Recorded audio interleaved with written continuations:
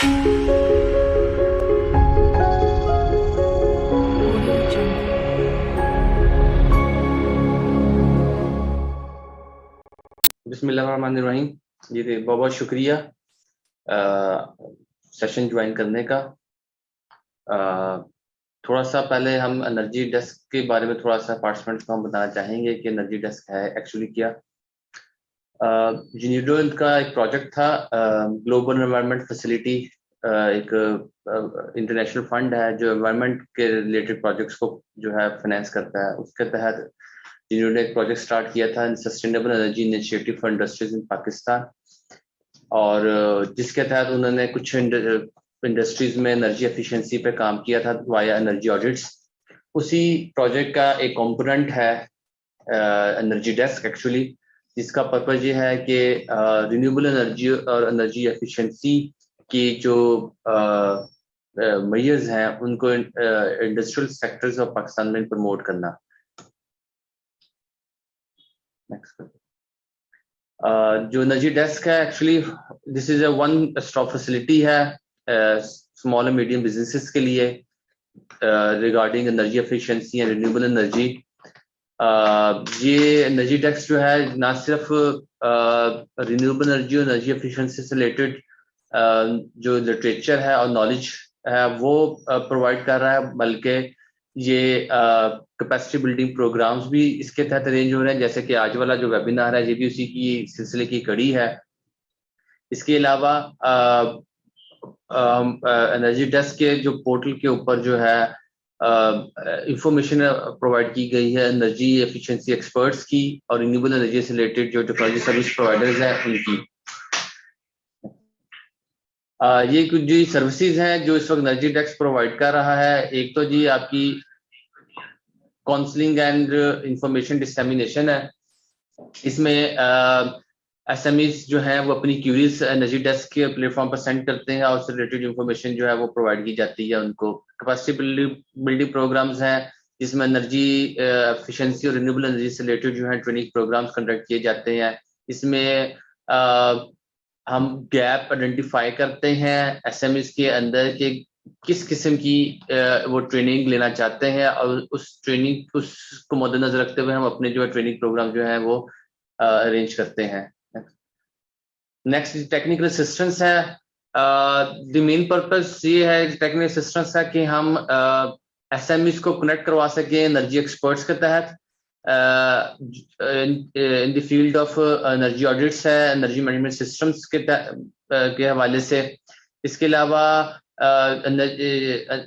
Energy desk के ऊपर SMEs से रिलेटेड जो फाइनेंसिंग ऑप्शंस अवेलेबल है EEE और RE के रिलेटेड उसकी इंफॉर्मेशन भी अवेलेबल है। और जेंडर मेन स्ट्रीमिंग बेसिकली है कि वुमेन्स को प्रमोट करना कि वो training as a resource person and as a participants in both roles. ये भी जी एनर्जी डेस्क का पार्ट है। नेक्स्ट करें जी। आप एनर्जी डेस्क को कैसे कांटेक्ट कर सकते हैं? या तो आप हमारा ऑफिस विजिट करें, हेड ऑफिस जिसका एड्रेस मेंशन किया हुआ है 5th फ्लोर 3rd बिल्डिंग ईमान इकबाल लाहौर, या आप अपनी क्यूरीज जो है क्वेश्चंस हैं वो इस ईमेल एड्रेस पे भेज सकते हैं energydesk@smida.org.pk, या आप विजिट करें एनर्जी डेस्क की वेबसाइट है energydesk.smida.org, उस पर जाएं, वहां पे क्यूरी का फॉर्म है, वो क्यूरी का फॉर्म फिल करें और हमें आप सेंड कर दें, हमारे पास रिसीव हो जाएगा जी। नेक्स्ट। ये जी एनर्जी पोर्टल का एक हमने एक स्क्रीनशॉट है जिसमें जैसे मैंने पहले जिक्र किया था एनर्जी एफिशिएंसी या रिन्यूएबल एनर्जी के जो एक्सपर्ट्स की प्रोफाइल्स अवेलेबल है वो ये जी आपके सामने स्क्रीनशॉट है। इस तरह का जी पेज ओपन हो जाता है जब आप एक्सपर्ट्स की डिटेल ओपन करते हैं। नेक्स्ट। ये टेक्नोलॉजी सर्विस प्रोवाइडर्स है जैसे कि सोलर पैनल्स को प्रोवाइड करता है या सोलर सोल्यूशन प्रोवाइड करता है, उनकी जहाँ डिटेल्स अवेलेबल है। नेक्स्ट।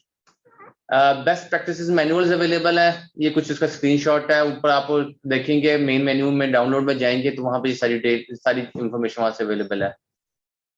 ये जी असेसमेंट टूल्स हैं, अगर कोई इंडस्ट्री समझती है कि उसके पास बेसिक इंफॉर्मेशन अवेलेबल है तो ये बेसिक टूल यूज करते हुए अपने आप को वो असेस कर सकते हैं कि वो किस स्टेज पर इस वक्त फॉल कर रहे हैं in terms of energy efficiency. It's a very good tool. ये ट्रेनिंग मटेरियल है, ये कुछ ट्रेनिंग जो ट्रेनिंग एनर्जी डेस्क के प्लेटफॉर्म से हुई है उनसे रिलेटेड, और कुछ जिन्होंने ने अपने प्रोजेक्ट में ट्रेनिंग करवाई थी उनसे रिलेटेड लिटरेचर सारा, प्रेजेंटेशंस और रिसोर्स मटेरियल सारे यहाँ पे अवेलेबल है जो आप डाउनलोड कर सकते हैं। नेक्स्ट नेक्स्ट है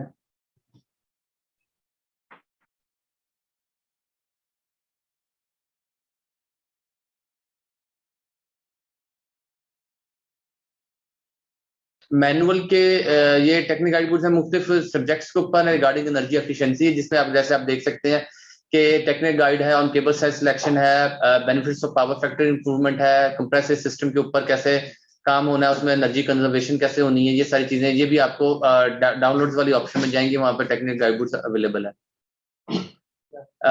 इसके बाद है जी कोविड 19 की एसओपीज हैं, ये भी अवेलेबल है both in English and Urdu, जो गवर्नमेंट ने बनाए थे shop stores and industrial units के लिए, ये भी आप फ्री ऑफ कॉस्ट जो है डाउनलोड कर सकते हैं, डाउनलोड सेक्शन में मौजूद है। ये ट्रेनिंग का सेक्शन है जहां से आपको पता चल जाता है कि लेटेस्ट और पुरानी और अपकमिंग जो इवेंट्स हैं वो कब कब हो रहे हैं, ये कैलेंडर है हमारा, इसको आप काइंडली विजिट करते रहिएगा, यहाँ पर ईच एंड एवरी इंफॉर्मेशन जो है वो अवेलेबल होती है रिगार्डिंग एनर्जी, ये एनर्जी ट्रेनिंग है जी। बस ये थोड़ा सा ब्रीफ था, बहुत बहुत शुक्रिया आपका। अब मैं चाहूंगा जो हमारे आज के ट्रेनर हैं हारून शौकत साहब, ये एनर्जी डेस्क पर एज ए रिन्यूएबल ऑफिसर जो है एसोसिएट हैं, और इनकी जो एक्सपर्टीज भी है वो भी रिन्यूएबल एनर्जी के हवाले से है, और मैं उम्मीद करता हूं कि आज का सेशन जो है आप लोगों के लिए बड़ा फ्रूटफुल रहेगा जी। Over to Harun. Thank you. Thank you so much.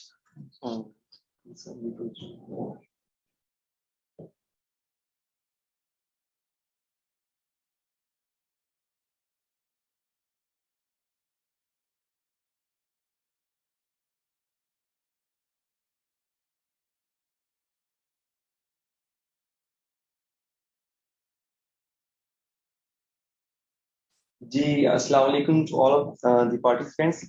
Thank you so much, sir, for giving me opportunity to conduct this webinar. First of all, before starting the presentation, I would like to introduce myself. It's me, Harun Shokat. Professionally, I am an energy system engineer. I have done my graduation and post-graduation in energy system engineering. I was among the the pioneers of energy engineers in Pakistan. And after my graduation, I have experience as a project engineer in a private firm who was offering solar system solutions in industrial and residential consumers. And after that, I have recently joined here as a renewable energy officer at Renewable Energy X, MEDA, Lahore. Now, before delaying any time, I would like to start the presentation. So,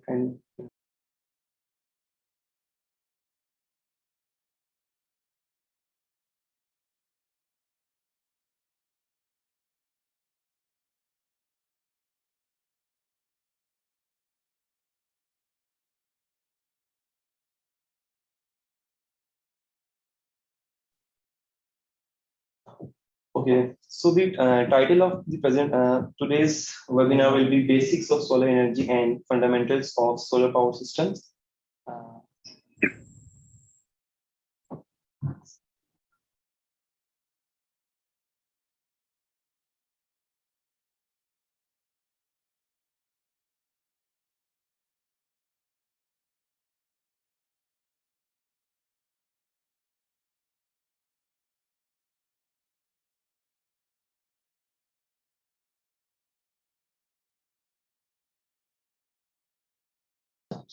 unmute करो। अभी हम ना 1-2 second में सिर्फ screen share कर रहे हैं, तो फिर हम स्टार्ट करते हैं। एक वो टेक्निकल ग्लिच आ गई है, तो just wait for 1 to 2 minutes। Thank you.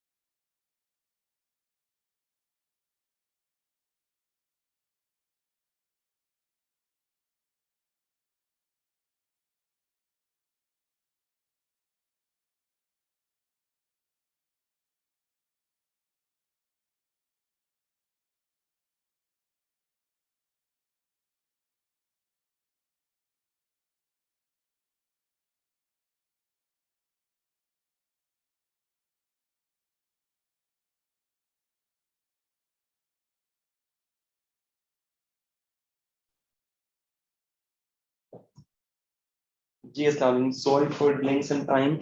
We have a technical issue. Now, I would like to start the today's webinar presentation, and the title of the today's webinar presentation will be Basics of Solar Energy and Fundamentals of Solar Power System. There will be a 5 section in this presentation.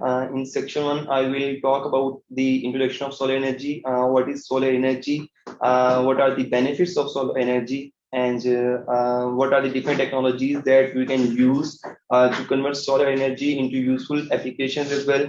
And then I will just compare some technologies with each others. In section 2, I will talk about the solar cell structure and operation. Basically, I just give an overview of the different technologies, but we will talk in detail about PV systems, photovoltaic systems, and then I will talk about and compare the different technologies. For example, I will give a brief introduction and detail about what is solar cell, what is the working principle behind solar cells, and difference between solar cell, panel, array, and many more things. And in section 3, we will talk about different types of solar power system. As you all know, there is a on-grid system, there is an off-grid system, and hybrid system, and there are different components. So we will go through all these components as well. In section 4, there are some critical factors that need to be considered while installing any solar power system designing. I will discuss about around 4 to 5 factors that will need to be considered. And then in section 5, it will be a case study for solar system design. It will be a basic and generic case study that can be used for residential and commercial applications as well. So let's start from section 1. What is solar energy? And solar energy is the energy, as we all know, that comes from the sun. It is that can be in the form of heat or light. I have mentioned some examples here. That is from our daily life. What makes your car hot when it is parked in the sun? As we all know, whenever we park our car in a parking area where there is no shelter, as we have noticed that the internal temperature of car increases as compared to atmospheric temperature. So what is the reason behind it? Obviously, it's a energy that comes from sun in the form of light that increases the temperature of internal temperature of our car. And what makes the solar panels work on the roof of your school? As we can see around our surroundings, there are a lot of solar panels are there. So it is also application of solar energy. What makes plants grow? If there is no sun, there will no greenery here in our planet. So let's talk about the benefits of solar energy. Its primary benefit is environmental friendly. There is no carbon dioxide emission from its solar energy. There is no noise pollution. There is no SOx emission, no NOx emission as well. So it's a really environmental friendly solutions. Easy utilization. We can use solar energy without installing any other parameters. Utilizing 0.071% of country area would meet current electricity demand. Basically, it's a data from World Bank report. If we capitalize the 0.07% of the area of the Pakistan through PV systems, then it will be enough for to meet the current electricity demand. Free of connection, there is no engine required here for utilization of solar energy. No electricity needed. It's an unlimited supply from solar energy. Available intensity of solar radiation is 1367 watt per square meter. This value is called solar constant. It is the maximum amount of value that we can get around the atmosphere of the earth. We can get from sun. It's a free of cost. Reduce fossil fuels consumptions. If we use solar energy as an alternative of fossil fuel, so it will reduce fossil fuels consumption. Rural development. We can improve the standard, living standard of our farmers where there is no grid. We can implement the different application of solar energy there to fulfill the needs of their farmers. These are the solar energy conversion technologies. Basically, it's a thermal conversion, it's a photovoltaic conversion, and a biochemical conversion. These are the outcomes of that example that I have mentioned earlier in previous slides. By using thermal conversion, we can use the solar energy to heat things like our house, water, and food, etc. And by using photovoltaic conversion, we can turn light from sun directly into electricity by using solar panel or different concentrators as well. I will talk about it later. And the third one is biochemical conversion. It's a photosynthesis. Here are some solar thermal technologies. Basically, solar thermal technologies are furtherly categorized into two different subsystems. Number one is flat plate collectors, and the other one is concentrator collectors.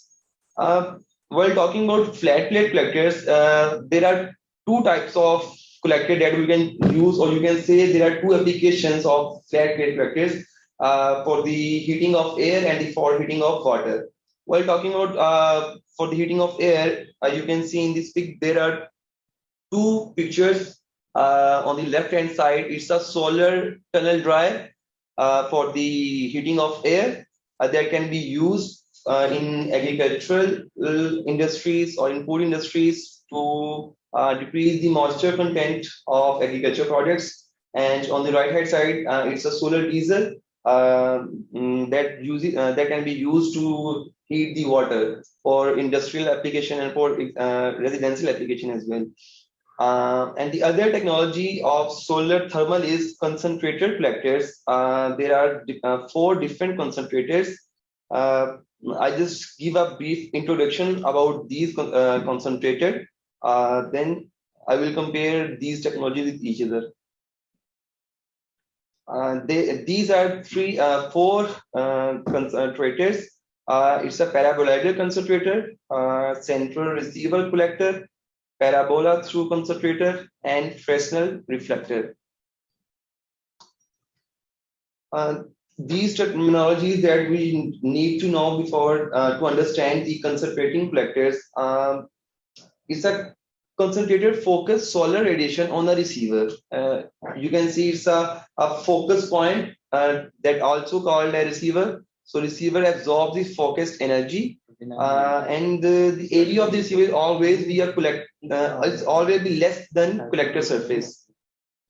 Reflector has to be positioned to the sun, and the drawback of this system is that we can only utilize beam radiation.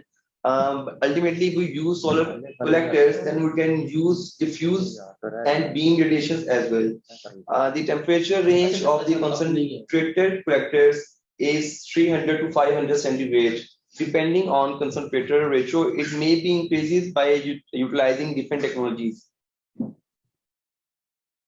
It's a comparison of different concentrating technologies. As you can see, I basically compared 3 concentrators. It's a parabolic through concentrator, linear Fresnel reflector, and central receiver collector. In parabolic through concentrator, as you have seen in previous slides, the focusing type is line focus, and linear Fresnel reflector has also the same, but while talking about in central receiver collector, it has a point focus, and the absorber receiver type of parabolic through concentrator is mobile, while in linear reflector and central receiver collector is fixed. A central receiver collector is also called a solar tower, so it's, we can use for solar power for the higher applications. The optical efficiency of parabolic through concentrator is higher than those reflectors. Working fluid, we can use water, we can use stream and synthetic oil for the storage or for heating the applications at user end.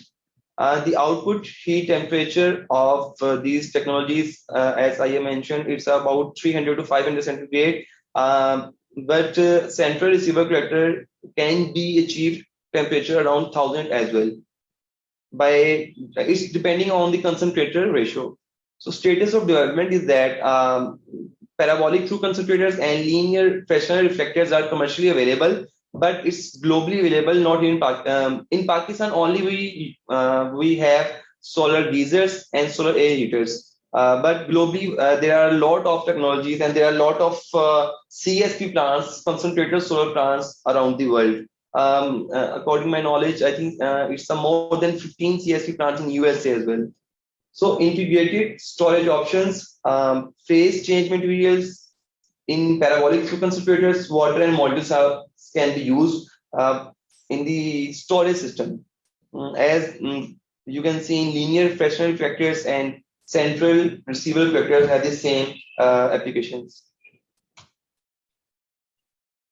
Here you can see how they work. Our concentrator solar power basically a field of tracking mirrors focusing sunlight onto a glass receiver that contains a working fluid. It may be water, it may be synthetic oil that can be heated over 750 Fahrenheit.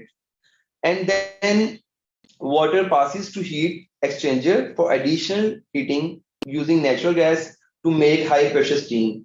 And then steam is fed to turbines that is integrated with generator to provide the electricity to the our grids. So it's just working principle of concentrators. Yeah. So our main topic will be a photovoltaic. It's a Greek origin word. The meaning of photo is light and the voltaic meaning voltage. It's a semiconductor devices that converts sunlight into electricity.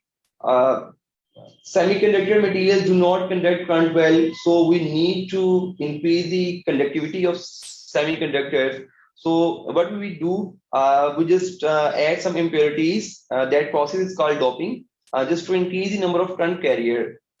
So a group of solar cells are electrically configured into panels and arrays. I will discuss all these things in my next session. So it's a section 2. It was just a brief introduction about solar technologies. And now we will talk about the photovoltaic. It's a solar system. It's a working principle and how we can make solar cells and how they work.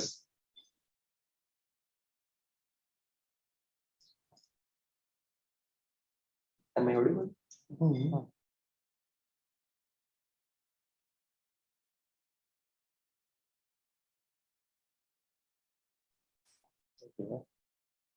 The crystal.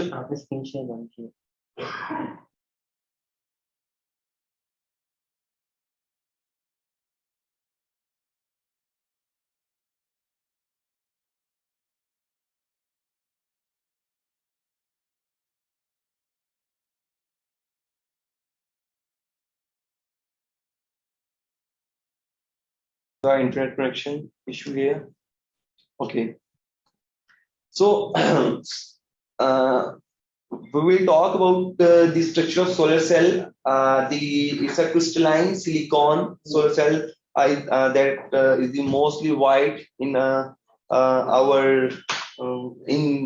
market.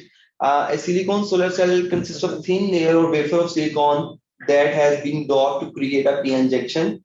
The depth and distribution of impurities can be controlled very precisely during the doping process. While we will talk about the doping process, we just add pentavalent impurity atoms and trivalent impurity atoms to increase the conductivity of semiconductor.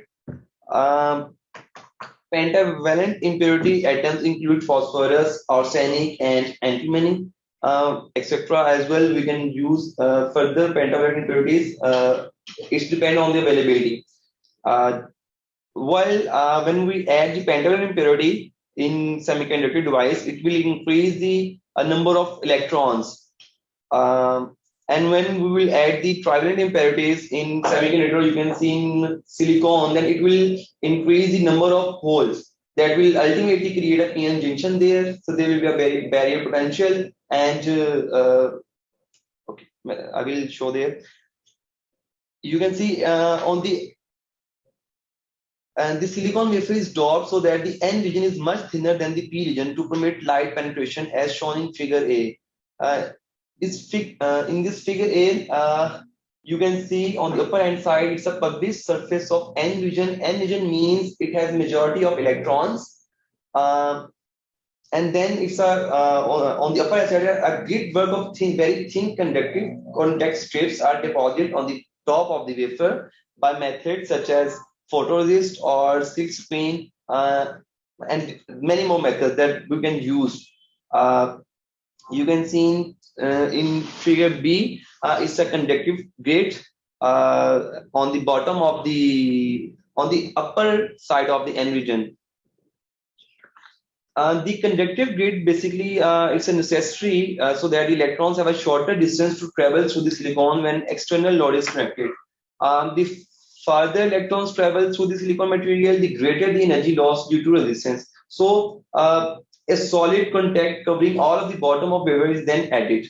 After the contact are incorporated, and anti-reflecting coating is placed on the top of the contact gate at the N region. So why basically we just put the anti-reflecting coating, so we can utilize the maximum amount of solar radiation. So that's why we just put the anti-reflecting coating on the N side. It's a complete solar cell. A glass or transparent plastic layer is attached to the top of the cell with transparent adhesive to protect it from weather and from mechanical, and for increase the mechanical strength of solar cell. The N-type layer is very thin as compared to P region to allow the light penetration into a P region. The thickness of entire solar cell is actually about the thickness of an eggshell. So its thickness is in millimeters. When a photon penetrates either the N region or P-type region, and it strikes a silicon atom near the PN junction with sufficient energy to knock an electron from N region towards the P region. The electron becomes free and leaves a hole in valence band that create an electron hole pair. So that was the working principle and the construction of solar cell, how basically they were used. And after the construction of solar cell, these are the characteristics of solar cell. They are typically in size in 100 centimeters square to 225 centimeters square, and the usable voltage from silicon solar cell is 0.5 voltage to 0.6. Terminal voltage is only slightly dependent on intensity of light radiation, but current increases with light intensity. For example, if we take an example here, 100 centimeters silicon cell reaches a maximum current of approximately 2 ampere. So when the intensity of light will be 1000 watt per square meter, it will produce 2 ampere. So if the intensity of light will decrease, so ultimately the ampere will also decrease. It's a cross-sectional view of a solar cell. On the top of the solar cell, it's a covered glass, and after that, it's a anti-reflecting coating, as I have mentioned earlier, and then contact gate to flow of electrons towards the N-type silicon to P-type, and then N-type semiconductor, and after that, it's a P-type semiconductor. And then at the end, we have a back contact to support and for the richness of solar cell. Difference between solar cell panel and array. So number of cells are connected in series to form a panel. As you can see, solar consists of solar cells, circuit stage in a environmentally protected laminate, and a fundamental building block of solar cells. Number of panels can make an array. Array may be consist of thousands of panels as well. So it depends on different case to case. So no, it's a section 3. In this section, we will talk about the different types of solar power systems. So there are primarily 3 types of solar energy systems. Number one is off-grid systems, and the other one is on-grid system, and the last one is hybrid system. So the basic solar system principle and elements remain the same in all these 3 systems. Systems are adapted to meet particular requirements by varying the type and quantity of basic elements. It's an off-grid system. It's a very conventional system that we use it in our past. It may be without batteries and batteries. Off-grid system can generate the power and run the appliances by itself. Where there is no grid, we just install the solar panels there for the production of electricity. So off-grid systems are suitable for the electrification of small community and is viable for remote areas. This type of system is more complicated and expensive. It's basically it's a drawback of that system. We need to install some batteries for the storage of our solar intensity, because when there is no grid, so obviously we need to capitalize and store that energy for the usage in night. And the other system is on-grid system. On-grid system consists of solar panels directly fed to an inverter, and inverter is directly linked to the public electricity grid through the in-house electrical network. This system can draw on the grid's reverse capacity in times of need and feed electricity back into grid during time of excess production. That process is called net metering. I will talk about it later in detail. So what is net metering? One disadvantage of this system is that if there is no supply from electric grid, so we can not capitalize the solar output, because our inverter will turn off, so we cannot use the electricity from solar panels. So it's another system. It's a hybrid system. So what is hybrid system? It generates power in the same way as common grid-tied solar system. It's a special hybrid inverters and batteries are used to store energy for later use. This ability to store, it has the ability to store energy, enables most hybrid system to also operate as a backup power supply during a blackout, similar to a UPS system. So it's a solution of that problem that we were facing in on-grid system, that if we have no grid, if we have no power from grid, so we can use our batteries or any backup system to provide electricity to our homes and our industries for the period of our need. So it's a net metering. So net metering is a billing mechanism that allows consumers to get credit from electricity distribution company on adding unutilized electricity to main system, that is grid, which is generated by consumers from renewable energy. It may be from solar panels, it may be from different renewable energy technologies. For example, you can say concentration solar systems as well. So this mechanism is available in Pakistan. The National Electric Regulatory Authority (NEPRA) announced the official distributed generation and net metering regulations on September 1st, 2015. So, as per these regulations, any customer of the electric grids which has a 3-meter connection can avail the possibility of net metering. We'll talk about net metering. There are 2 main concerns in net metering. Number one is that the consumer need to have the 3-phase meter. If you have a single-phase meter, then you cannot use net metering or on-grid system. You can just install solar panels there, and you can just utilize the solar intensity by using inverters. So, but you don't have any capacity to use the on-grid system if you have single phase connection. And the other one is that the sanction load. Net metering allows only 1.5 more times to the capacity of sanction load. So regulations regarding net metering is given on the official website of NEPRA. You can see there on the right hand side, it's the number of discos. In Pakistan, it's around 13, I have mentioned here. It's a data from 2015 to up to 31 July 2021. You can see the total application that received in discos were 16,639, and the capacity of the solar systems were 314 megawatt that was applied to NEPRA. And the generation license issued by NEPRA was around 14,114, and the total capacity was 246 megawatt.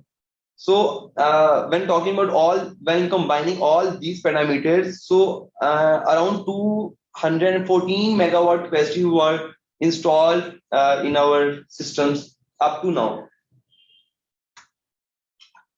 Solar system components. While talking about a solar system design, there are some components that we need to install. There are solar panels, array mounting racks, combiner box, inverter, battery backup optional in the case of off-grid or in the case of hybrid systems, because in on-grid system we don't need a backup battery there. Bidirectional meter in the case of net metering.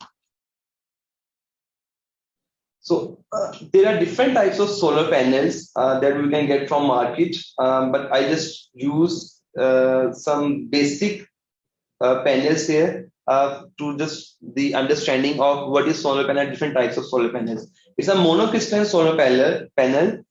This type of solar panel made of monocrystalline silicon that are the purest one.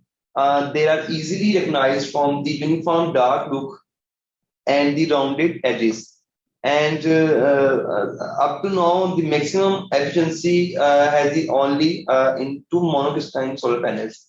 So, and the other advantage of using monocrystalline solar panels in our system design is that they occupy less space and it has a higher power output as compared to different panels.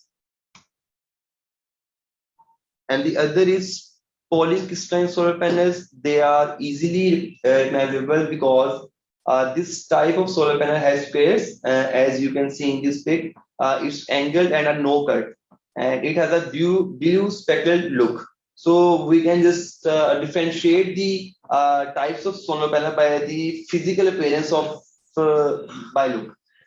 They are made by melting raw silicon, which is faster and cheaper process that used for monocrystalline panels.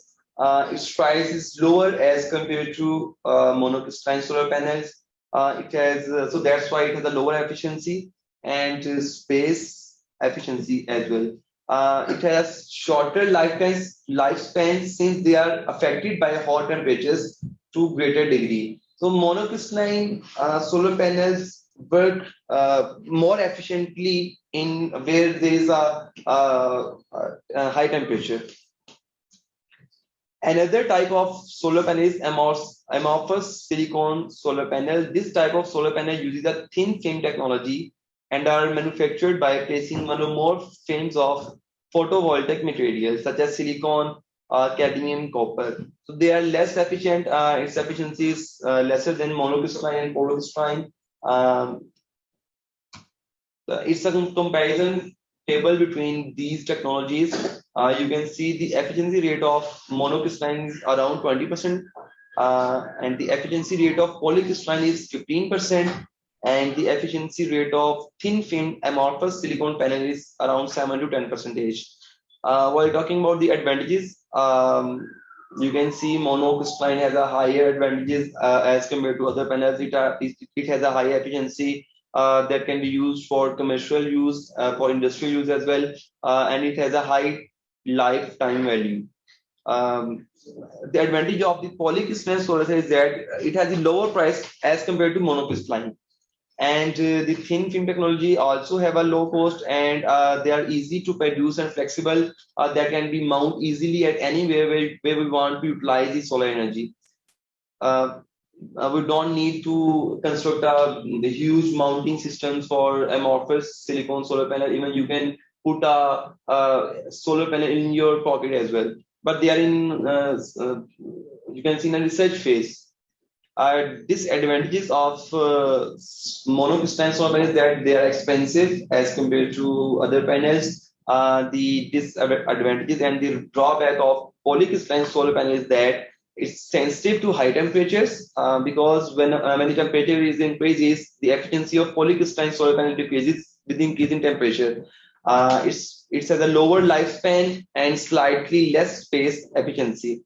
So obviously, if it's at a lower efficiency, so we need to install more polycrystalline panels to meet our power rating. The disadvantages of thin film technology is that it's a shorter warranties and lifespan. These are the latest technologies available here in market. These are the half-cut monoPERC and half-cut polyPERC. It's same as I have mentioned earlier, monocrystalline, but what they do in there, they are half-cut PERC solar panels. Basically, they are cut in half, which improve the solar panels performance and durability. I need to discuss here the PERC technology, what is passive weighted emitter and rear contact. You can see here solar panel built with PERC cell have an additional layer on the back of traditional solar cells. It allows more sunlight to be captured and turned into electricity, making PERC cells more efficient than traditional cells. Conventional monocrystalline solar panels generally has 60 to 72 solar cells. While talking about the PERC technology or half-cut solar cells, they have more number of solar cells in their panels. It's about 120 to 144.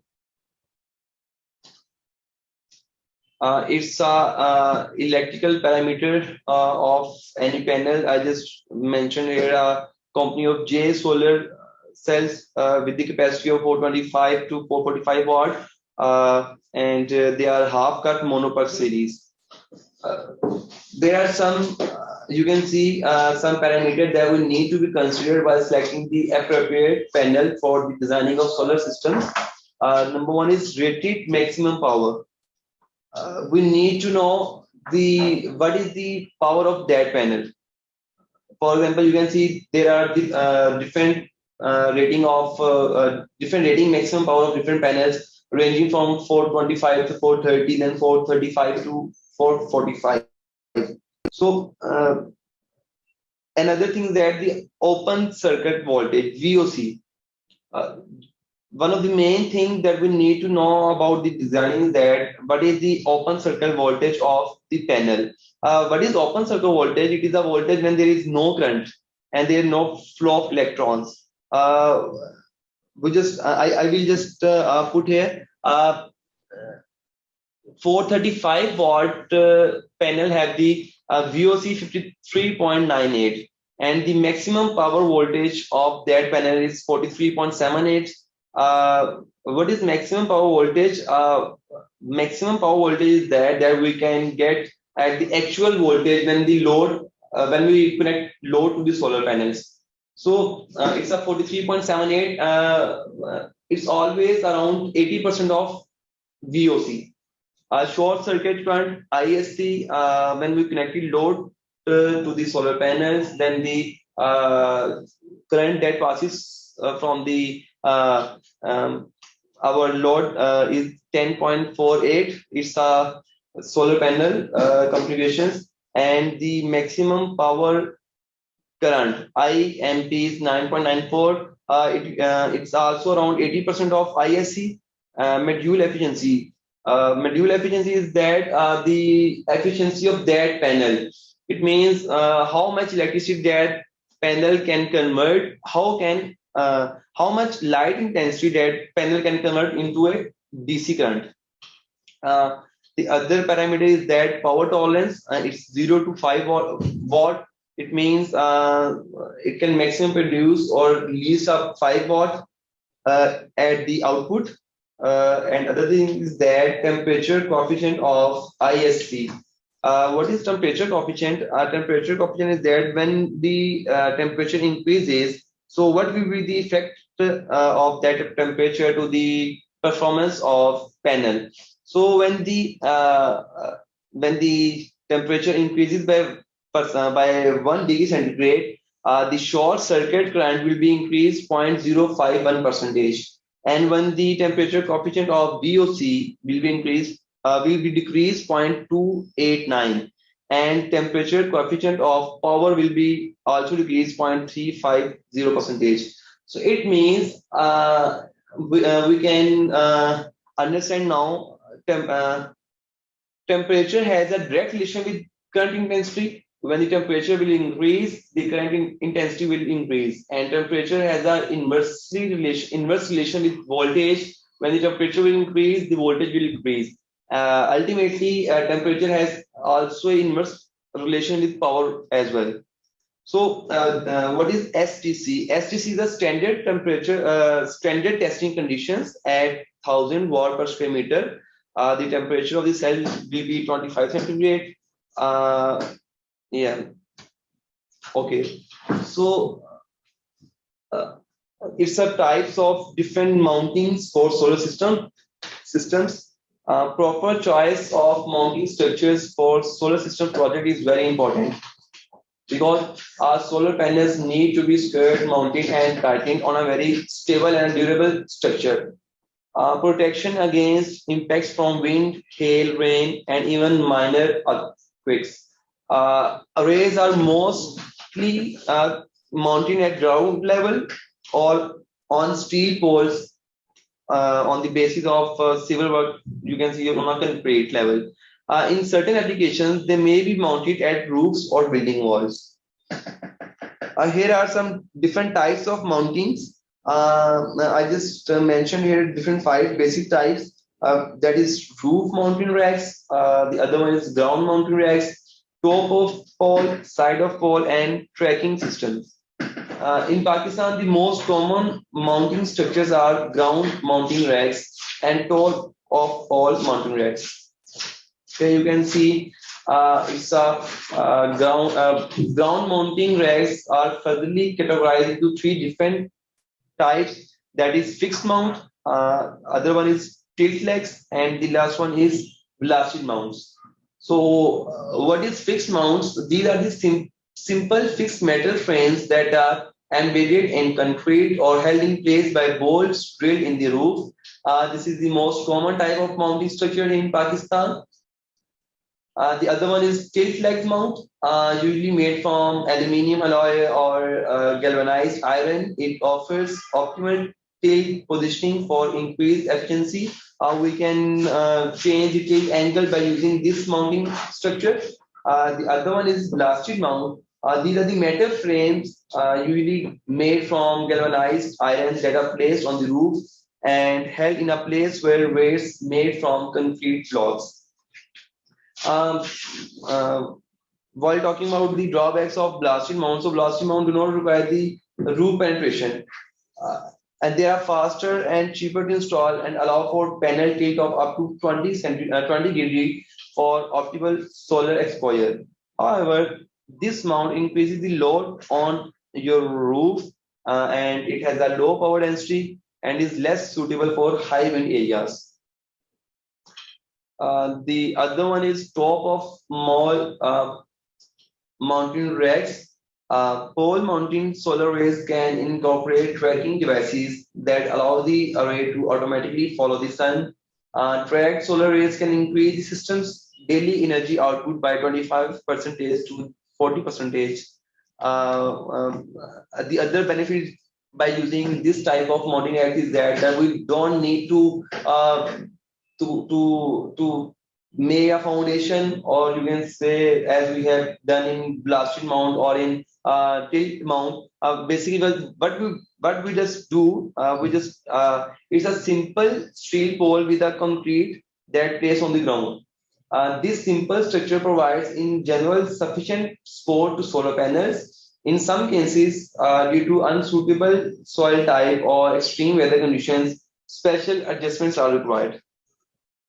So I just now they compared these mountain racks with each other, their drawbacks and their advantages. While talking about the fixed mount had the one of the main advantages that they are steadily under extreme weather condition. When in a storms or in heavy rain, your systems will be more steady as compared to tilt-like mount or blasted mounts. So it's a suitable for most flat roofs. In Pakistan, the one of the most using mount is fixed mount. While talking about the advantage of tilt leg mount, so it offered tilt adjustment. Tilt adjustment means tilt angle. As we know, the tilt angle is directly dependent on the latitude of that side. Okay, so it may be changes in summer season or it may be changes in winter seasons. But here in Pakistan, it is not applicable here in Pakistan. I'm talking about globally here. So it's suitable for most flat roofs, sturdy and provides good wind load as well. In blasted mount, there no drilling required, no chance of seepage or leakage in longer run, easier to replace and upgrade or remove. Now I will talk about the disadvantages of these fixed mount. It don't offer any tilt adjustment. It requires drilling on rooftop, may cause roof seepage and leakage problem in long run. In disadvantages of tilt leg mount, it requires a drilling on rooftop. It may cause a roof seepage and leakage problem in long run. So we can understand that the fixed mount have the more advantages as compared to tilt leg.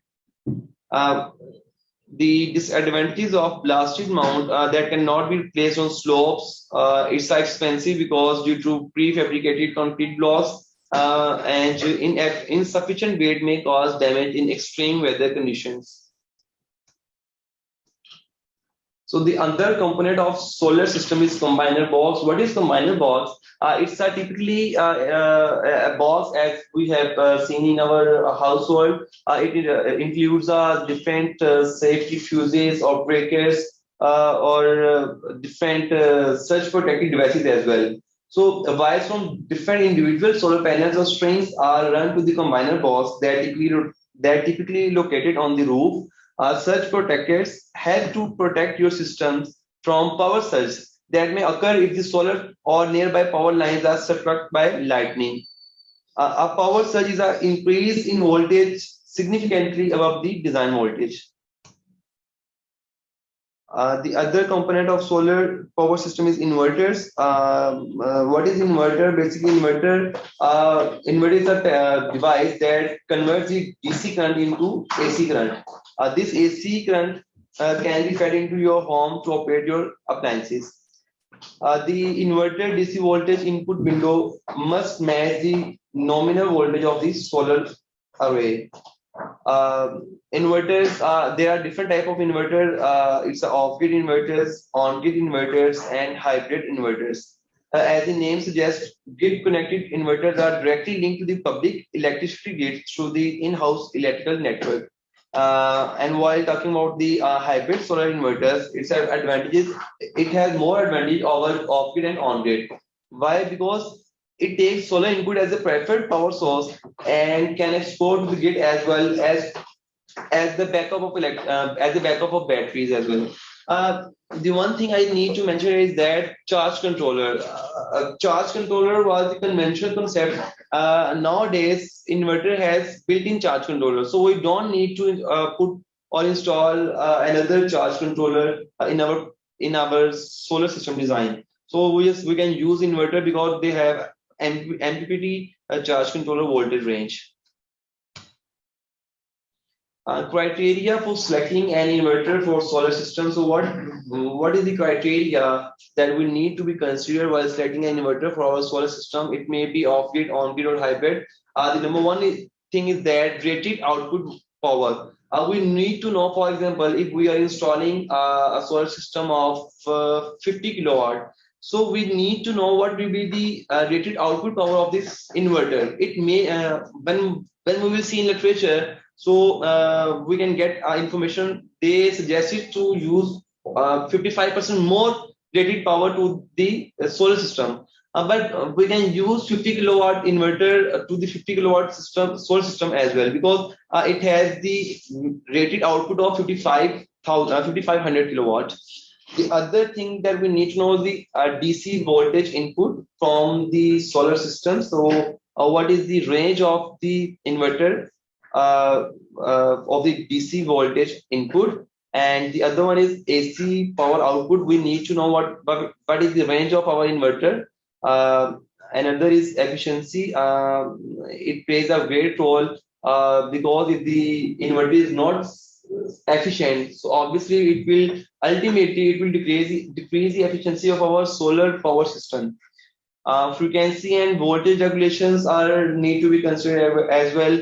Additional inverter features such as meters, indicator lights, and integral safety. There are different types of inverter here in market where you can use Wi-Fi, and you can use how much units are generating from our solar system. Isolator, it's a safety device.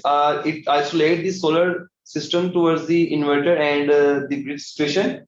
Warranty. So the warranty of the solar panel also count, because around 5 years of warranty is applicable in market.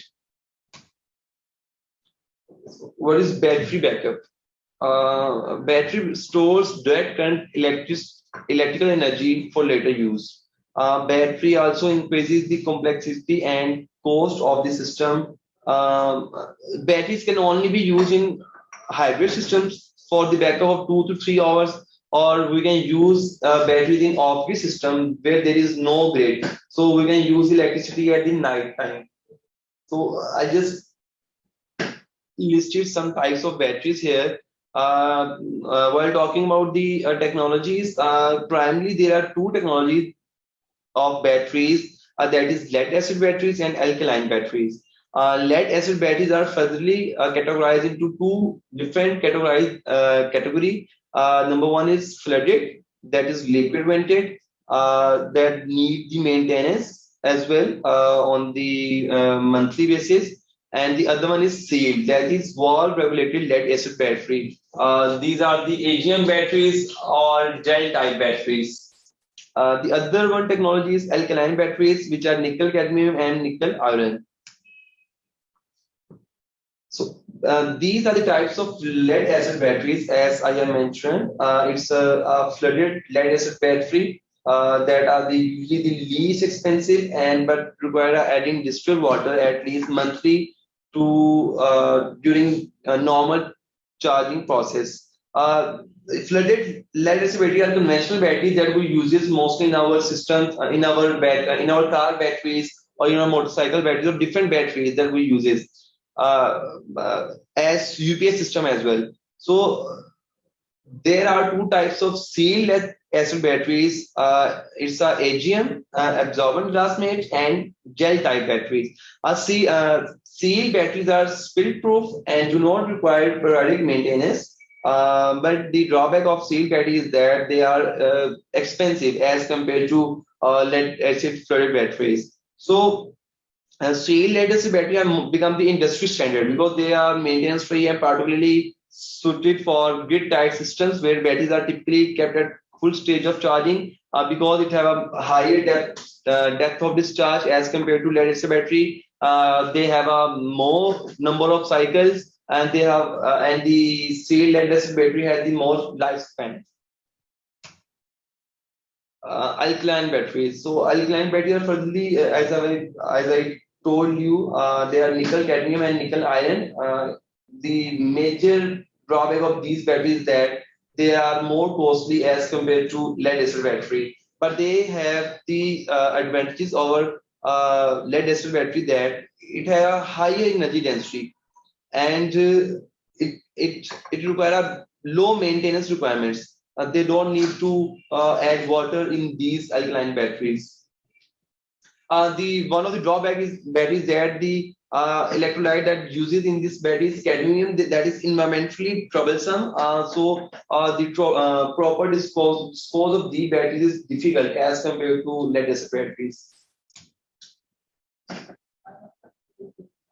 It's a section 4, so I will discuss about some critical factors here that we need to be considered while installing any solar systems in our household or in all industrial level. There are some parameters that need to be considered. Number 1 is mounting location. Number 2 is orientation and tilt angle.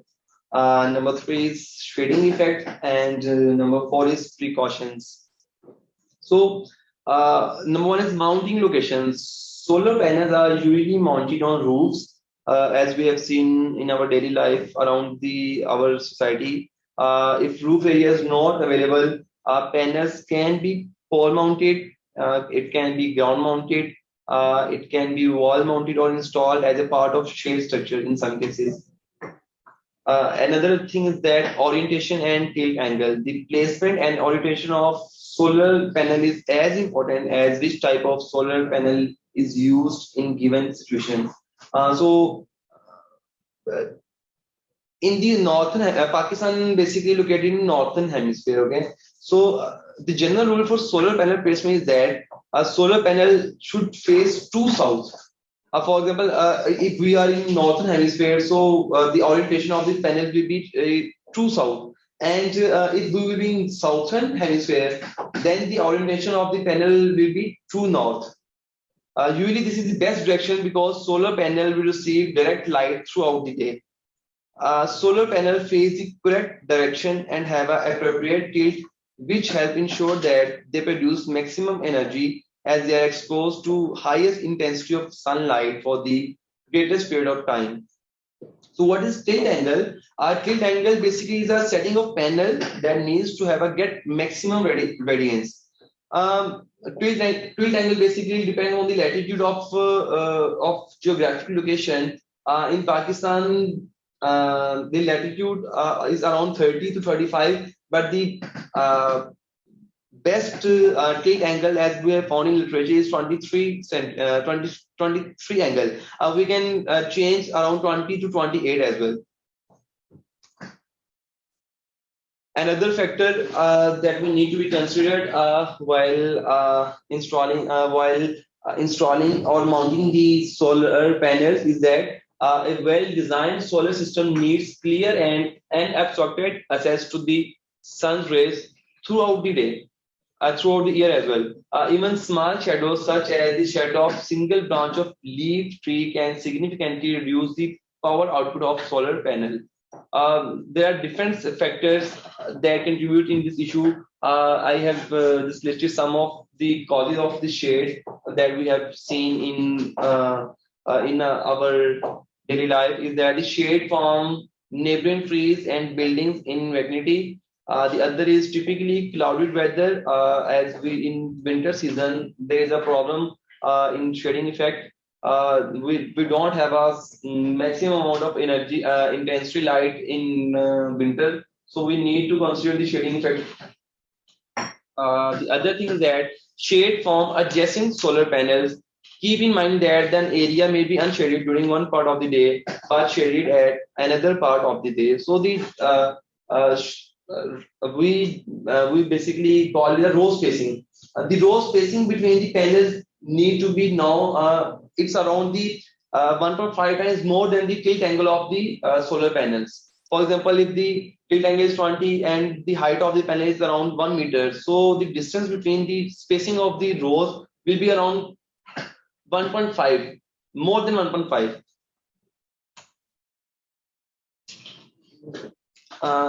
These are the precautions for installing or for using solar power cells.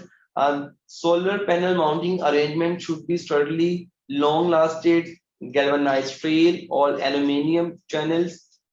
We need to ensure that the work where we are installing the solar panels are free from oil, water, and other substances. Solar panel cables should not be cut and twisted together for any kind of interconnection.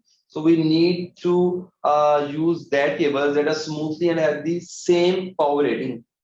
Seal any holes on the rooftop, skylight, or ground level work site. Prior assessment, we need to do prior assessment before installing the solar panels. Follow the occupational health and safety principles. It's a precautions for the installers of solar systems. They need to use gloves, safety helmets, and the proper SOPs for installing the solar panels. Be cautioned when wiring solar panels, the same way they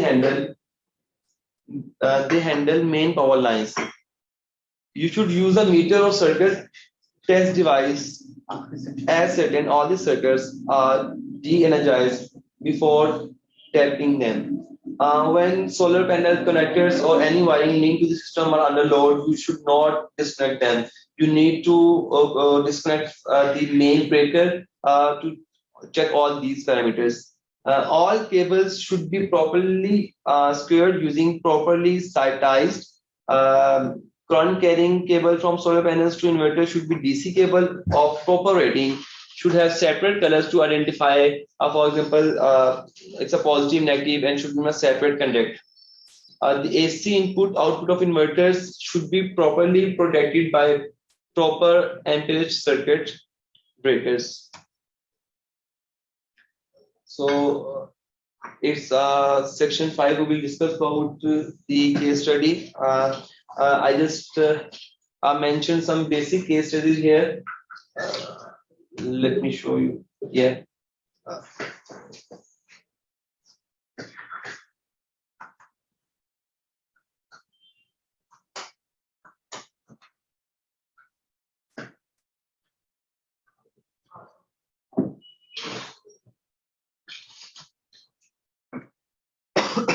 Sorry. Okay. There are different types of designing. When we see in literature, so different authors and scientists use different parameters for designing solar panel systems. So I just use the methodology of designing here from a general name, renewable and energy, sustainable energy use. That is a very high impact factor general, around 15 impact factor. I use the methodology of that paper. So इसमें यह है कि for example अगर किसी भी जगह पे हम कोई इंस्टॉल कर रहे हैं सोलर सिस्टम, ठीक है, तो उसमें जो one of the main thing is that we need to know what is the main requirement of customer. For example, there are some customers they don't know what is the power rating of their appliances and they don't know the running hour of their appliances. So we cannot design system there because we don't know the main power rating of that appliances. For example, here you can see there are, if we know there are 5 tube lights, there are 3 fans, 1 fridge, 1 motor and 1 TV. We know the power rating of that appliances. We will add the power rating of all these appliances. For example, the total power of these appliances is around 2240 watt. It will be around 2.24 kilowatt. And the per day usage of these appliances is they use the tube light for 8 hours per day, fans 8 hours, and they use the fridge for the purpose of 20 hours, and motor and TV. अब for example इसमें जो main चीज हमें पता होनी चाहिए ये है कि इसमें हमने देखा है कि इसमें fridge जो है वो 20 hours में यूज की है,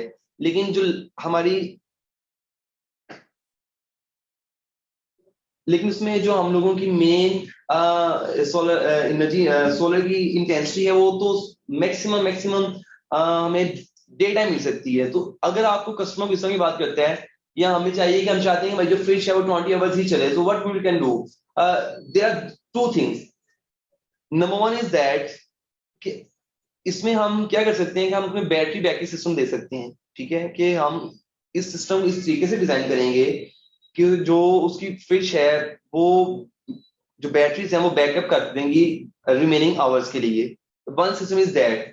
अदर इज दैट कि अगर फॉर एग्जांपल आप यूज कर रहे हैं 20 आवर्स फिश पर डे, ठीक है, तो आप अपना सिस्टम ऑन ग्रिड लगाएं कि सुबह ऑन द मॉर्निंग टाइम आपका इतना होगा कि आप उसको यूज कर सकते हो.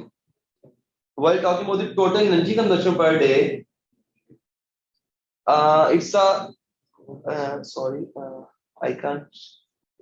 Okay. अगर हम टोटल एनर्जी कंजम्पशन की बात करते हैं तो हम इसमें चेक किया है, मैंने यहाँ पे क्या किया, यहाँ मैंने जितने भी पर डे मेरे यूजेज ऑफ अप्लायंसेस है उनको आपस में मल्टीप्लाई करवाया है. मल्टीप्लाई करवा के सबका सम ले लिया है. सो ये सम है around 20,850 watt hour per day. It will be around 20 kilowatt hour per day. When we talk about kilowatt hour, it means 1 unit. For example, as we know, अगर हम बात करते हैं हमारे इलेक्ट्रिसिटी बिल्स की, तो उसमें अगर बात आती है कि 1 unit it means 1 kilowatt hour. So अगर हम बात कर रहे हैं कि जी इसके अंदर आप हमें बताएं कि हम किस तरह यूज कर सकते हैं कि 20 इसमें जो मैक्सिमम लोड है वो 20 यूनिट्स हैं. ठीक है, तो मैं ये आपको दिखाता हूँ. Sorry, I can't move. Okay, so here you can see the calculations for peak hour. Average available irradiation is 5500 watt hour per square meter per day. The efficiency of panel is, if the efficiency of panel is 18%, if the battery efficiency is 90%, if the inverter efficiency is 90%, standard test condition is 25 centigrade at the 1000 watt per square meter light intensity of solar irradiations. Temperature coefficient of power is 0.0047 and temperature correction factor is 91%. So what will be the area that we need to install for this solar panel? So what is the formula here I have mentioned? It's the LE over H average, percentage efficiency of solar panels, efficiency of inverters, efficiency of battery, and the temperature coefficient factor. So how we can find the peak power of solar system? It's a peak power is equal to area of that incident energy multiplied by IP. Basically is the intensity of solar irradiation, that is the 1000 watt per square meter, as I have mentioned in the standard test conditions, and the efficiency of the PV is 18%, for example. Okay, so what we will do first of all, we will need to calculate the area. So how we will calculate the area? We will divide the total units as I have calculated here. It's a 20 units kilowatt hour per day. It will be divided by total available irradiations, that is 5500 watt hour meter per square per day. So we need to consider the units here as well. For example, if I am using LE, total load in kilowatt hour, so I will use the available irradiation in kilowatt hour. I will not put here 5500. I will put 5.5 kilowatt. And I will multiply all these parameters here as you can see in formula. Then I will put the area, the value of area in this formula of the peak power. And what do we get here? I just found that I need to install 5 kilowatt system for producing 20 units per day. Here I just mentioned the temperature correction factor is that 1 minus T normal operating cell temperature minus T standard test conditions multiplied by temperature coefficient of P maximum, which is 0.90. So here we need to know how much number of panels we need to install for the production of 5 kilowatt system. So what we will do, it's a formula, number of panels is equal to peak power divided by per rating of panel. I use here the peak power of solar panel is 440 watt. So what I will do, I just divide the total peak power of the system divided by peak power of per panel. So it's 11.55. So I can use 12 panels of 440 watt to produce the 5 kilowatts system. And then I need to know the inverter sizing. So what is the main criteria? I will use here 5.5 kilowatt inverter size because the power of my solar system is 5 kilowatts. So I will use the inverter size of 5.5 kilowatts. एक चीज जो उसमें main है वो है कि string for number of string for inverters कि हमें we need to know कि but will be the DC input of the DC input range of the inverter. Here you can see the maximum DC voltage of the inverter is 450 volt. So when we will connect the panels in series, so we need to know we should know the overall addition of the voltage will be less than 450. And the other thing is that we know the MPPT voltage range of the inverter is 120. 120 is the minimum range and the maximum is 430. And the maximum input ampere is 80 ampere. So number of string for inverter, how we will calculate the number of string for inverter? What we will do, number of module multiplied by VOC. Number of module, we will use 12 module here, multiplied by VOC of per panel, which were 54.25. Here you can see in previous slide the VOC of per panel is 54.25. That will ultimately we will divide these parameter with VDC maximum, which is 450. It's a parameter of inverter. So what we will get from this formula, we will know how many number of string we can use for inverters. So the units of solar panel which can be connected in this series to form required number of strings can also be calculated by number of panel PV in series is equal to total number of modules divided by total number of string. So we are using here 12 panels. So we will divide 12 divided by 2, number of string is equal to 6. So we will use 6 panels in per string. Another factor that we need to know is the VOC per string to inverter. The open circuit voltage which can be provided to string connected with inverter at STC is given by a formula. Here you can see it's a VOC standard is equal to number of PV module required multiplied by VOC divided by number of string. So number of PV module required, we will use 12 PV module here multiplied by VOC which is 54.25 divided by number of string which is 2. So VOC of per string will be 3 to 5.5. So the calculated value of VOC per string must be less than the maximum DC voltage of inverter for a feasible system. For example, while talking about in this system, the VOC of per string is 3 to 5. So it is lesser than the maximum DC voltage of inverter. The maximum DC voltage of inverter in this system is 450. And the VOC of per string of our inverter is 325, which is less. It means we can use this string to connect with inverter. It's a VOC and other factor that we need to know is the VMPP per string to inverter. The maximum power point per string at standard test condition can be calculated by VMPP is equal to number of PV module required multiplied by VMPP. It means voltage at maximum power point divided by number of strings. So there are 12 number of PV modules multiplied by VMPP means the voltage at maximum power point, which is 44.15 that we can get from the sheet of the PV panels divided by number of string, which is 2 strings. So the calculated VMPP per string should be in range of MPPT voltage range of an inverter. It is 264.9. If we will see in inverters sheet, here you can see the MPPT voltage range must be less than 430. and in our system, the VNPP voltage is 264.9. So it means our system is appropriate for installing or for connecting the string to the inverter. Determination of capacity bank.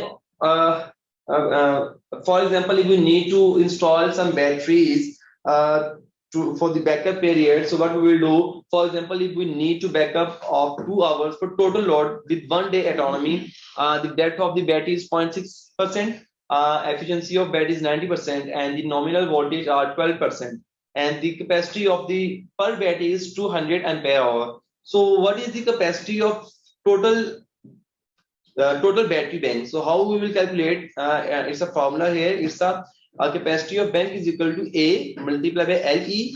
A basically is the autonomy. LE is the total number of units that we need to use the backup.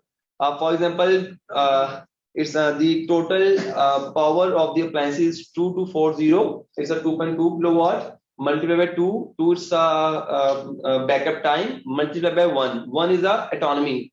It means we need a backup of 1 day for only 2 hours. So what we will do, we will divide these values with the depth of discharge, which is 0.6, with the battery efficiency, which is 0.90, and divide the nominal voltage of battery, which is 12. So the capacity of the battery bank will be 691.35. So how we can use this capacity of a battery bank? You can see here the size of battery bank is that we require is 691.35. So we need to install around 3.45, around 4 batteries to get this amount of ampere hours. So battery voltage required converter is 48 volts, and the number of batteries required in series will be 4. Another I just mentioned here another case study for zero billing. For example, if the customer don't know the total voltage and total power rating of appliances and don't know what are the operating hours, so what we will just do, we will note down the number of unit consumed per month, and then we just calculate the average around the year. For example, let's discuss the case study about the industry having a section load of below 50 kilowatt. They are consuming 6,000 kilowatt hours on average monthly. So how much solar system need to be installed for reducing the electricity bill? In Pakistan, installed capacity of 1 kilowatt solar system produce on average 4 kilowatt hour to 5 kilowatt hour per day, depending upon the selection criteria of panels, inverters, and weather patterns, and solar intensity as well. If we install 50 kilowatt system, then it will produce around 200 kilowatt hour per day units and 6,000 units per month. It's a you can see I just briefly mentioned some main findings from these. For example, if we install 50 kilowatt system, then what they will produce around 200 units per day. The total cost of this solar system will be 45 lakh. Then it means 4.5 million. If the total cost of the solar system 4.5 million, the life of the system is 20 years, and the cost per year will be around 2.2.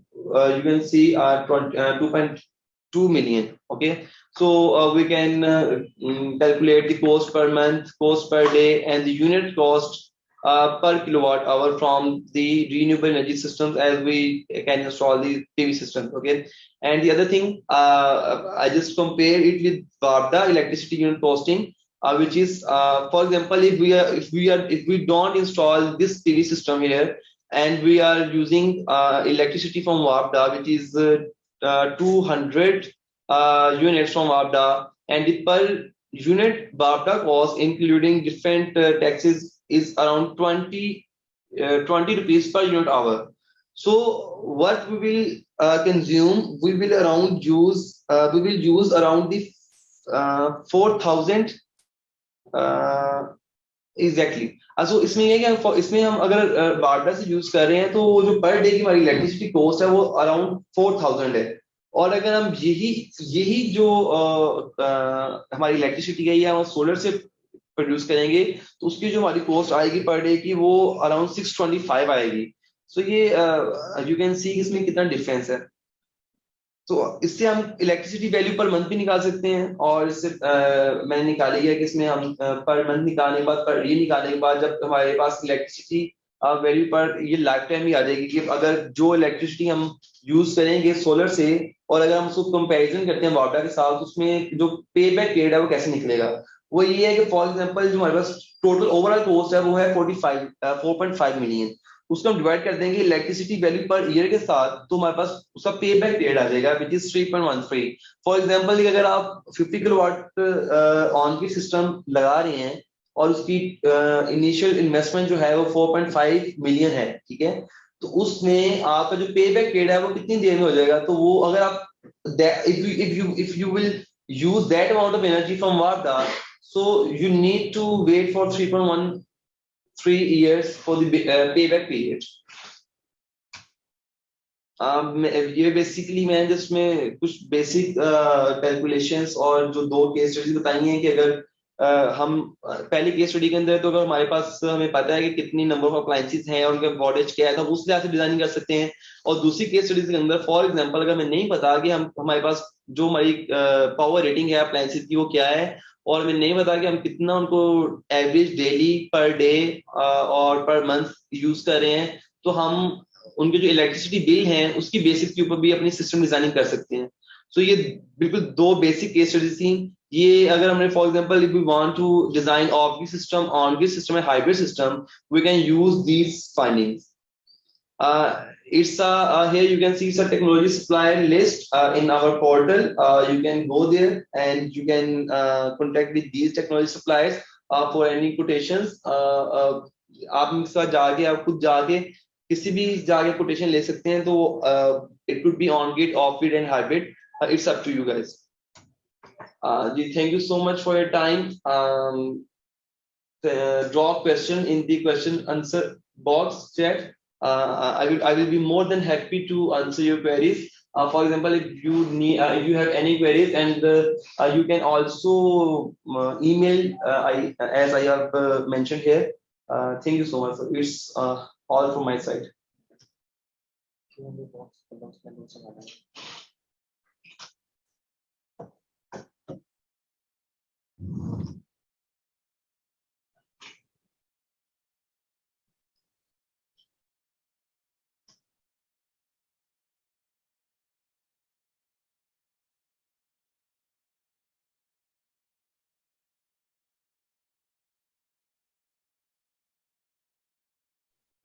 जी अभी किसी के कोई भी questions हैं तो वो Q&A box में drop कर दें, हम वन बाय वन जो भी क्वेश्चंस हैं उनको आंसर कर रहे होंगे।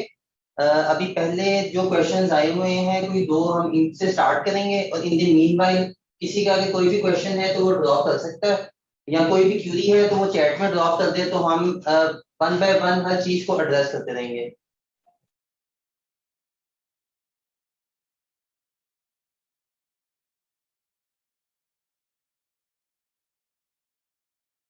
So the question is that is there any formula for deciding the number of series and parallel PV panels? In other words, how do we decide the number of parallel and series PV panels? जी ये question है जी मौसम बिल्ला की तरफ से question है ये वाला कि हमें कैसे पता चलेगा कि number of series and parallel जो हैं वो हम किस बेस में ला सकते हैं। तो आई थिंक सो ये जो क्वेश्चन है ये आपने जल्दी किया है। मैंने let me share my screen share हुई है। Okay. So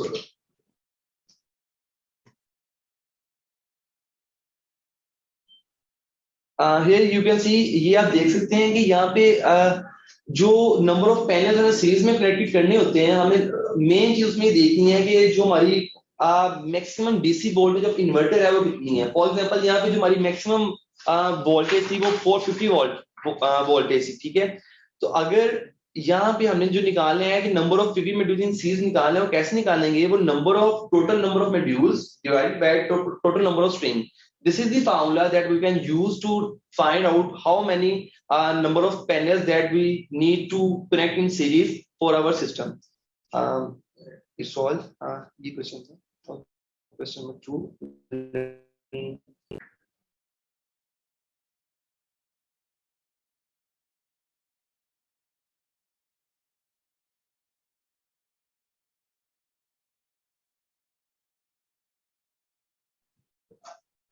The other question is that what inverters are preferred when designing a microgrid involving integration of wind and other renewable energy sources along with solar power source? Okay, so इसमें ये चीज है कि अगर हम बात करते हैं आज से 3 से 4 साल पहले की, for example when coming back to 2014 when there was no on-grid solution here in Pakistan, उस टाइम नेट मीटिंग भी नहीं थी, ठीक है. उस टाइम ये था कि उस टाइम जो आपके ऑफ ग्रिड इन्वर्टर्स थे, ऑन ग्रिड थे और हाइब्रिड का कॉन्सेप्ट नहीं था. उस टाइम ऑफ ग्रिड या ऑन ग्रिड भी बहुत कम थे. लेकिन अब सिनेरियो चेंज हो गया. अब ये है कि आपको मार्केट के अंदर ऑफ ग्रिड इन्वर्टर्स भी बहुत कम मिलते हैं, आपको ऑन ग्रिड भी बहुत कम मिलते हैं. अराउंड 80% ऑन ग्रिड भी हैं, लेकिन मोस्टली अब मार्केट शिफ्ट हो रही है हाइब्रिड इन्वर्टर्स के ऊपर. उसकी रीजन ये है कि उसके अंदर built in already charge controller भी है. One thing, other thing is that वो अगर फॉर एग्जांपल आप उन्हीं इन्वर्टर्स को ऑफ ग्रिड सिस्टम में यूज करना चाहते हैं तो आप उनको ऑफ ग्रिड भी यूज कर सकते हैं.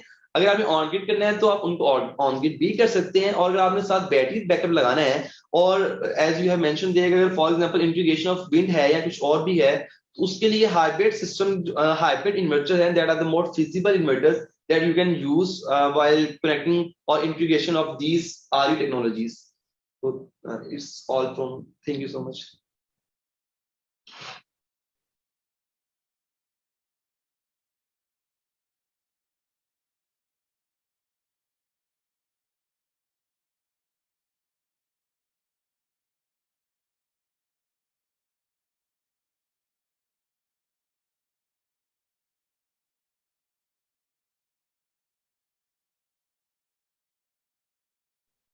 जी, ये कमरान साहब का एक सवाल आया है चैट में, how to calculate return on investment and brief on net metering.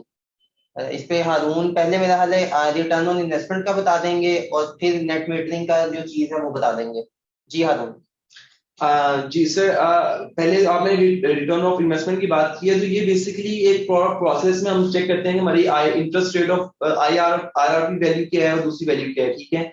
ये फाइनेंशियल मॉडल्स है, ठीक है. इसमें ये पूरी डिटेल है कि हम चेक करते हैं कि हमारा ओवर द ईयर कितना रेट ऑफ इन्वेस्टमेंट है. तो ये डिपेंड्स, वेरी करता है, ठीक है. तो ये प्रॉपर एक स्केड्यूल है, इसको हम लेके चल सकते हैं. तो ये अगर इस पे सेपरेट हम वेबिनार भी कंडक्ट करवा सकते हैं जब हम फाइनेंशियल मॉडलिंग की बात करेंगे कि इस पे हम फॉर एग्जांपल अगर 50 किलोवाट का सिस्टम है तो इस पे रेट ऑन इन्वेस्टमेंट क्या होगी, उसकी आईआरआर वैल्यू क्या है, आईआरपीआर वैल्यू क्या है, तो वो हम डिस्कस कर सकते हैं इसके ऊपर. और दूसरा है कि नेट मीटिंग का जो ब्रीफ उन्होंने पूछा है, इसके उन्होंने सॉरी क्वेश्चन प्रोसेस पूछा है. सर प्रोसेस बेसिकली ये है कि नेपरा ने अपनी रेगुलेशंस अपनी ऑफिशियल साइट के ऊपर दी हुई हैं, ठीक है. उसका पूरा एक फॉर्मेट भी है और पूरा एक डॉक्यूमेंट भी है. आप नेपरा की साइट पे भी जाकर चेक कर सकते हैं. और एईडीबी ने भी अपना उसका पूरा प्रोसेस दिया है कि नेट मीटिंग का प्रोसेस क्या है. उसमें ये है कि फॉर एग्जांपल मेन चीज तो ये है कि आपको पता होना चाहिए कि मैंने अपनी प्रेजेंटेशन में बताया कि नेट मीटिंग के अंदर सबसे मेन थिंग ये है कि आपके पास 3 फेज मीटर होना चाहिए, ठीक है. अगर आपका 3 फेज मीटर नहीं है तो आप नेट मीटिंग नहीं कर सकते. दूसरी चीज आपका सैंक्शन लोड है कि अगर फॉर एग्जांपल आपका सैंक्शन लोड 5 किलोवाट है, then you will just install 7.5 kilowatt system over there. उससे आप ज्यादा इंस्टॉल नहीं कर सकते, ठीक है. सो उसको ये आपने चीज चेक करनी है कि वेदर मेरा सैंक्शन लोड उस पे कितने है. और नेट मीटिंग का ये है कि फॉर एग्जांपल अगर आप हाउस होल्ड लेवल पे हैं तो आप अपनी मैं उस डॉक्यूमेंट को थोड़ा सा एलैबोरेट कर देता हूँ. आप नेपरा की वेबसाइट पे जाकर देखेंगे. उसमें ये है कि आपने फॉर एग्जांपल आप कुछ जनरेट कर रहे हैं इलेक्ट्रिसिटी और आप चाहते हैं कि आपने नेट मीटिंग करनी है. इन अदर वर्ड्स आपने जो अपनी इलेक्ट्रिसिटी है, जो एक्सेस अमाउंट ऑफ इलेक्ट्रिसिटी है, वो वापडा को देनी है. इसे हम नेट मीटिंग कहते हैं, ठीक है. आप ही करते हैं, आप अपना जो थोड़ा स्केड्यूल है उसमें डिफरेंट डॉक्यूमेंट्स हैं, उसमें आपकी डिफरेंट डॉक्यूमेंट्स उन्होंने मांगे हुए हैं नेपरा ने. वो एक प्रॉपर फाइल है, अपने रेलिवेंट डिस्को में सबमिट करवाते हैं. वो जो डिस्को है वो उस फाइल को देखती है, अगर उसके अंदर कोई चीज मिसिंग होती है तो वो आपको बताते हैं कि जी आपकी ये चीजें मिसिंग है, आप इनको करें, इनको हमें ना दोबारा रीसबमिट करवाएं। उससे टाइम ऑफ फ्रेम है कि फॉर एग्जांपल 3 to 5 डेज के अंदर दोबारा अपनी फाइल सबमिट करवा सकते हैं। देन वो आप आगे नेपरा को भेजते हैं। अगर फॉर एग्जांपल आपको कोई इशू नहीं है तो वो नेपरा को भेजते हैं, नेपरा देन लाइसेंस जनरेट करता है, देन वो आपको मिलता है। ये पूरा प्रोसेस है नेट मीटरिंग का। इसके ऊपर एक प्रॉपर डॉक्यूमेंट है, तो आप उससे गो थ्रू होंगे तो आप इंशाल्लाह वो आपको ये सारा क्वेश्चन क्लियर हो जाएगा। थैंक यू जी। इसमें मैं रिक्वेस्ट करूंगा, काफी पार्टिसिपेंट्स ने अपने ईमेल और सेल नंबर शेयर नहीं किए, तो काइंडली अपने ईमेल्स और सेल नंबर शेयर कर दें ताकि फ्यूचर के हमारे जितने भी वेबिनार्स हैं हम उनका प्रायर आपको इंफॉर्मेशन वाया ईमेल और टेक्स्ट मैसेज सेंड कर सकें। और इसमें अगर किसी और का कोई भी क्वेश्चन है तो वी आर वेलकम, आप अपना क्वेश्चन ड्रॉप कर दें तो हम उसको आंसर करेंगे। अभी जितने भी हमारे पास पेंडिंग क्वेश्चंस थे हमने उनको आंसर कर दिया है, तो मैं काइंडली रिक्वेस्ट करूंगा कि अगर किसी का कोई भी क्वेश्चन है तो वो ड्रॉप कर सकता है।